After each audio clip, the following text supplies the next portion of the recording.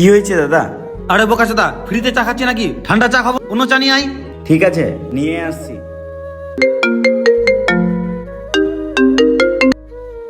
হ্যাঁ মা বলো, আজ অনেক কাজ আছে মা, পরে ফোন করছি। আবে বোকাচোদা, তোকে চা আনতে বলেছি, ওখানে গিয়ে টাইম পাস করতে বলিনি। তাড়াতাড়ি চা নিয়ে আই। এই মাদার,